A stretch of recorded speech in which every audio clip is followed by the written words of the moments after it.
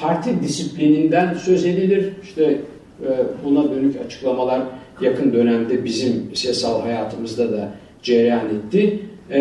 Yani parlamento ile yasama, yani parlamento ve yasama ile halk ve katılım arasında bugünkü demokraside veya bugüne kadar gelen demokraside önemli sorunlar vardı.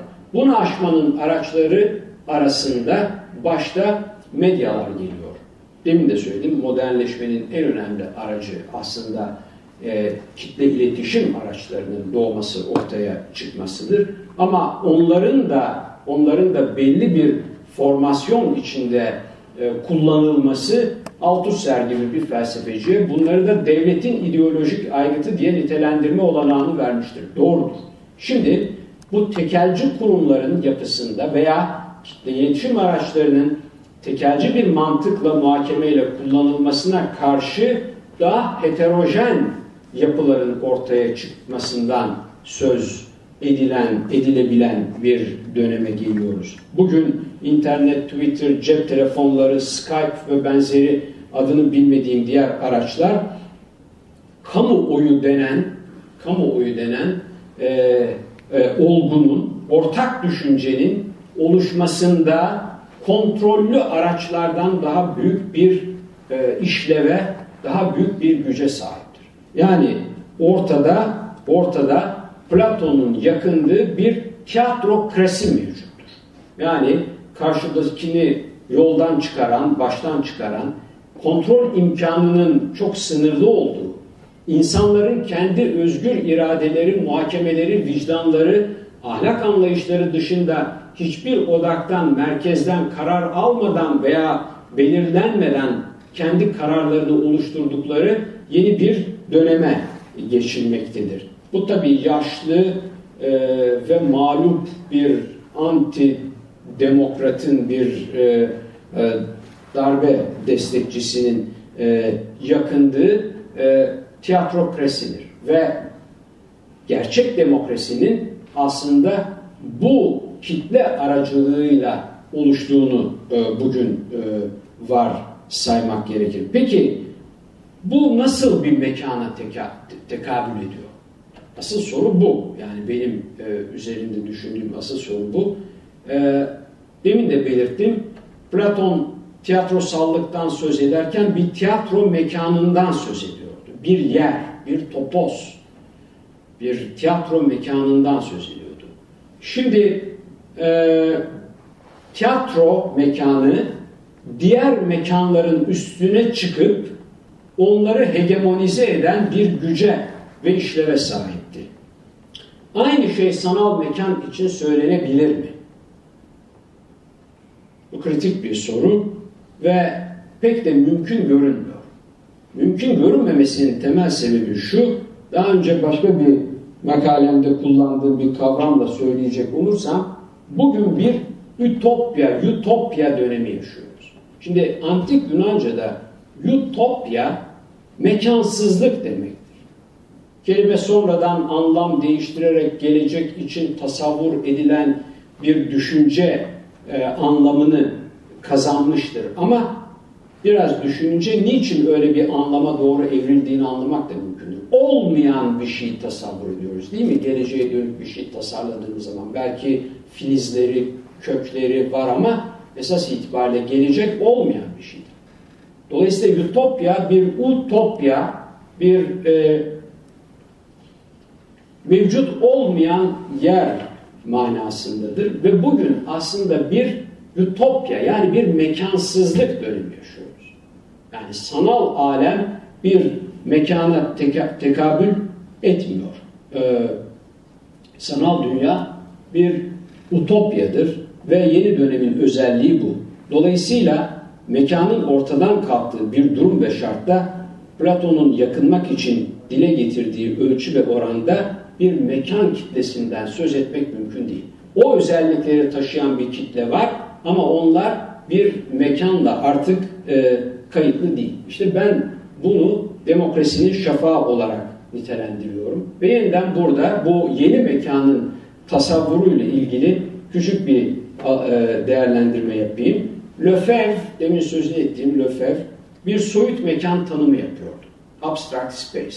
Bu şu demek, birincisi madem ki mekan üretim ilişkileri ve onu kapsayan somut hayatın gerçekleştirdiği bir alandır, o takdirde soyut mekan bir yandan eski ilişkilerin çözülmesine yol açar, diğer yandan yeni ilişkilerin, yeni anlayışların, yeni tavırların, pozisyonların doğmasının aracıdır. Yani hem gerçekleştirilen hem gerçekleyen, gerçekleştiren bir alandır soyut mekan. Bu nedenle soyut mekan içinde yeni yapılar, yeni özler barınmaktadır ve bunlar tabii gelecekte biçimlenecek olan olgulardır. Bu nedenle bu tür mekanlara Lefebvre türevsel, differential spaces adını verir. Yani eskinin içinden belki diyelim, belki çıkmış olan yeni bir türev, yeni bir mekan, ona bağlı olarak da yeni formasyonlar, yeni pozisyonlar, yeni fonksiyonlar oluşacaktır. Dolayısıyla bir kere bu ortaya çıktıktan sonra bunu eskiyle ilişkilendirmek o kadar kolay bir marifet değildir. Ve bu nedenle de Platon'un sanallık dünyası, Platon'un öngörmediği bir tiyatrokrasiyi somutlaştırmakta, onu 2, 3, 4 kaç ayakla ayakta duruyorsa onun üstüne dikmektedir. Bu yeni durum sanal mekan veya mekansız mekan olarak nitelendirilebilir.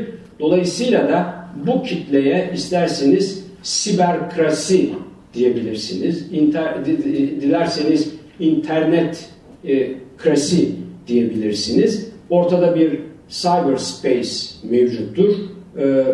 Bu bütünüyle tamamlanmış bir olgu mudur? Hayır, değildir. Nitekim ahir zaman peygamberlerinden Zizek daha şimdiden bu siber alemin, cyberspace'in yeni bir tiranlık olduğunu hemen kaleme kağıda sarılarak ilan etti. Ama bir takım tiranlıkların da bu yoldan sona erdiği aşağı yukarı son olaylardan görülebiliyor. Bu Rousseau'nun eski bir öğrencisi olduğum diyelim, Rousseau'nun toplumsal sözleşmede yaptığı demokrasi tanımına dönük bir durum meydana getirmektedir.